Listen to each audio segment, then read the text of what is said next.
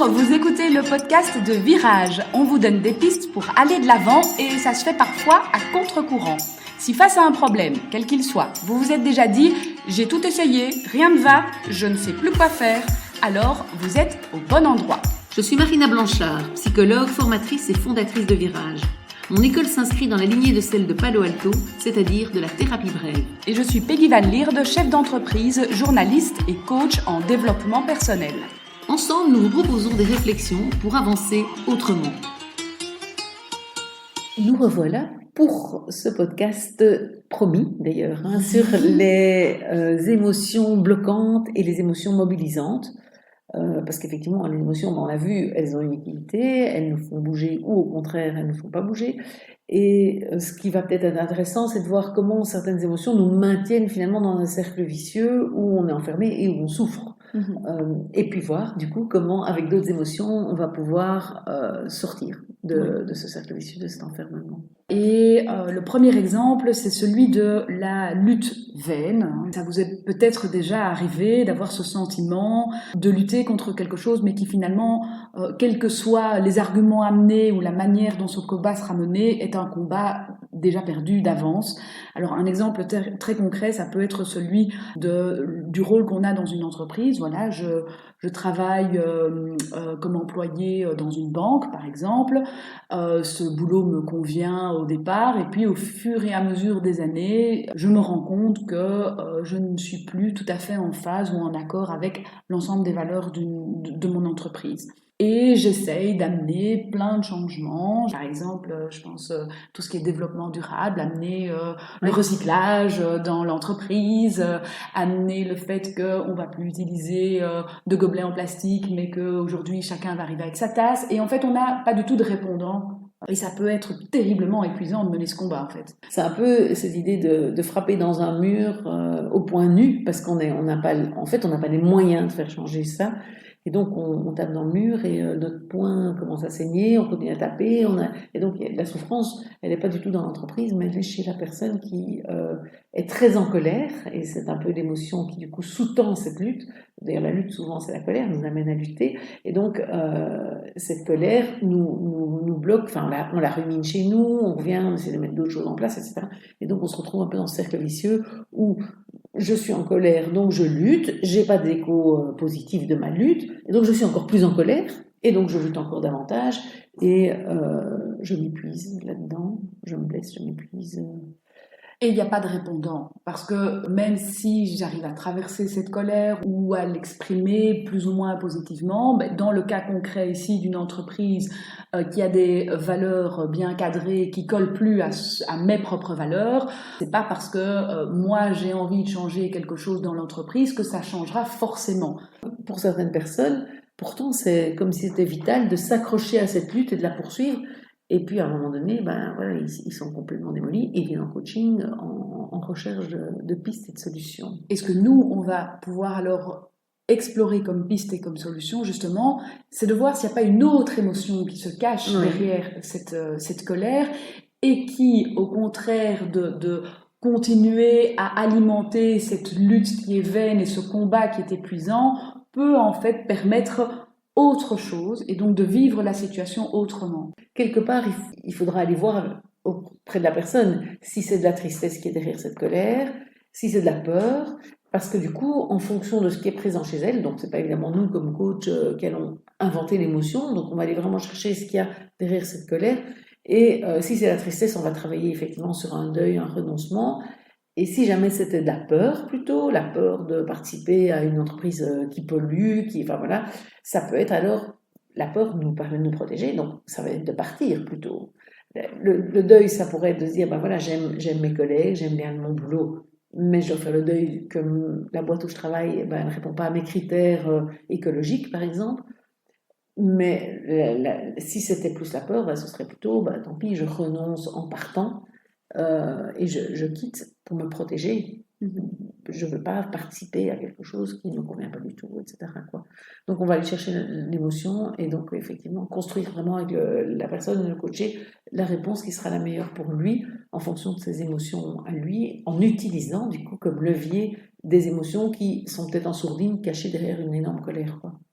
Alors idéalement, ce serait de pouvoir explorer soi-même, voilà, les Oui, différentes émotions qu'on peut ressentir face à un événement ou une situation, ce qui est évidemment pas forcément facile. c'est ça. C'est aussi voilà, le travail du coach ou du thérapeute, c'est d'aller aider à chercher ce qui peut se cacher là derrière. Maintenant, voilà, chacun chez soi peut déjà essayer. On ne risque rien à Non, essayer d'explorer ses exactement, ouais. émotions, mais c'est pas forcément évident de les mettre en avant. C'est pas toujours facile, ça c'est clair, ouais, ouais, ouais. Un autre cas qui est très parlant et auquel toi, Marina, tu es souvent confrontée aussi, c'est le cas du harcèlement, où un enfant qui est harcelé, évidemment, la première émotion à laquelle il doit faire face, mais c'est la peur, Oui, hein, la peur d'aller à l'école et de savoir que quelqu'un va encore lui tomber dessus, exact. qu'il aura des remarques déplaisantes, qu'on va peut-être même le racketter, que en tout cas, il aura une journée difficile à vivre et donc cette peur est terriblement envahissante. Mais derrière ça, il y a une autre émotion levier qui souvent, hein, peut-être pas toujours, mais qui Très souvent souvent, il y a de la est colère. présente. Oui, c'est ça. Il y a de la colère qui, effectivement, est complètement étouffée par la peur parce que, en général, enfin, s'il osait exprimer cette colère, probablement qu'il ne se ferait plus harceler, justement. Mais la peur est tellement là qu'il s'écrase, et plus il s'écrase, plus l'autre en profite quelque part, ou les autres, enfin bon, et plus il est en position de faiblesse. Et donc, cette faiblesse, en général, crée la sensation d'injustice et donc la colère. Et donc, on va aller utiliser cette colère pour l'aider à se défendre, en fait, et à mettre ses limites. Donc, on va vraiment utiliser la colère à quoi elle sert, hein, à quoi elle est bonne, on peut dire ça comme ça. Et donc, on va l'aider à chercher une parade, une manière de réagir, de répondre qui va mettre l'enfant ou l'adolescent, enfin, qui le harcèle, ou l'adulte, hein, parce que le harcèlement, malheureusement, il y en a aussi chez les adultes.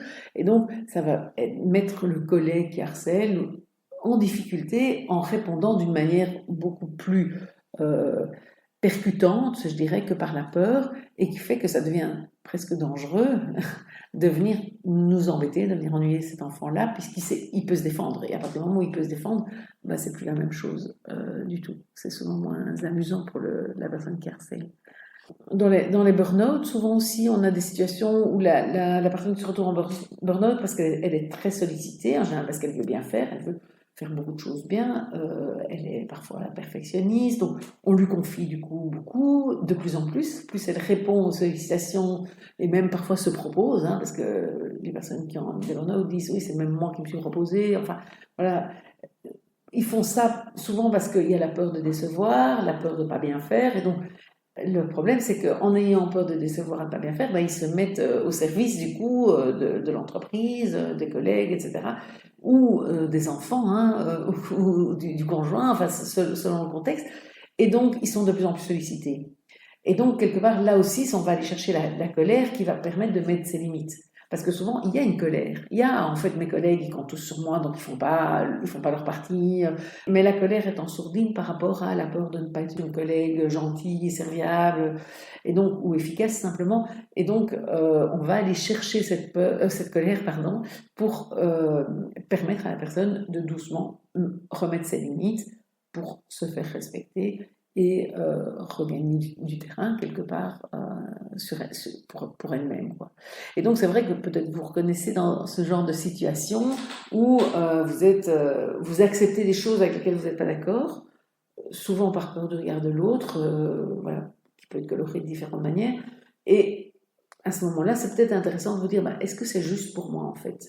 Et cette notion de justesse, c'est là qu'on va trouver la colère. Parce que si je me dis c'est juste pour moi, c'est ok, il n'y a pas de problème, même si ça me fatigue et tout ça, mais je le fais, je trouve que c'est normal que pour mon collègue je fasse ça, pour mon patron, c'est juste pour moi, ça me fatigue, c'est peut-être beaucoup, mais c'est quand même. Ou bien est-ce que ça ne devient pas juste? Et quand ça ne devient pas juste, là on peut aller trouver la colère et peut-être se dire, il est temps peut-être que je mette une limite. Puisque c'est pas juste pour moi, comment est-ce que je vais pouvoir aller le dire aux autres, ou simplement ne plus faire la chose, ne plus me proposer chaque fois qu'on me dit il va y avoir la fancy faire, quels parents peuvent faire, ça va être, enfin voilà, c'est toujours les mêmes sur qui ça tombe, voilà. Et donc c'est pas par hasard que ça tombe toujours sur les mêmes, et quelque part on a un certain pouvoir sur le fait que ça tombe sur nous. Et donc c'est peut-être intéressant d'aller se dire mais comment est-ce que je me suis mis dans la situation où je me retrouve sollicitée et que donc à qui le prof va demander quand il faut accompagner pour une sortie de la classe, ben à moi parce que je dis toujours oui. Et donc peut-être que dire une fois non serait intéressant. Même si ça veut dire que oui, je prends le risque que je déçoive un peu le prof, je prends le risque que mon enfant soit triste et dise « pourquoi c'est la maman de machin qui vient et pas toi ?» Oui, c'est prendre un risque aussi, c'est vrai. Donc ça, il faut travailler avec la peur et la colère. Mais je pense qu'on peut déjà tirer la leçon un peu de ces exemples que tu as donnés, de celui-ci, de se dire, allons repérer quand même l'émotion qui me coince dans mon cercle vicieux, et puis, allez imaginer, vous avez des autres podcasts où on vous explique un peu l'utilité de chaque émotion, qu'est-ce qui me serait utile en fait, et comment je peux aller chercher ça. Oui. Et parce que c'est ce qu'on a voulu montrer à travers ces différents podcasts consacrés aux émotions, c'est que les émotions ont une utilité, qu'on a trop tendance à les cacher, à les refouler et à ne pas les exprimer, et que c'est vraiment important de les traverser, de les accepter, de les accueillir, de les écouter, de les écouter exactement, pour pouvoir en fait les utiliser comme ressources et comme levier. Tout à fait. Elles sont des ressources. Comme la joie est une ressource, et ça on a plus tendance à le sentir, à le savoir, à avoir envie évidemment d'aller vers tout ce qui est joyeux, bon, c'est plus difficile de se dire que la tristesse est une ressource ou que la peur est une ressource, et pourtant c'en sont, quoi. Donc c'est vrai que c'est important, pour nous c'était vraiment très important de le mettre en avant, d'arrêter la lutte et plutôt de se dire j'en fais quoi maintenant en fait de ces émotions-là. Et ces ressources sont en nous, ce qui nous fait dire que on est chacun acteur de sa vie, de son changement, et qu'on a vraiment un rôle à jouer, que ce soit dans sa vie ou que ce soit, c'est plus difficile à le comprendre, dans son problème. Oui. On a du pouvoir sur les autres et on ne le sait pas assez. Et on a du pouvoir sur soi aussi. Et sur soi d'abord. Et on a tendance à le cacher. On en reparlera donc dès la semaine prochaine. Tout à fait. À bientôt. Un nouvel épisode vous attend tous les mercredis matins dès 6h30. N'hésitez pas à vous abonner ou à écouter les épisodes précédents.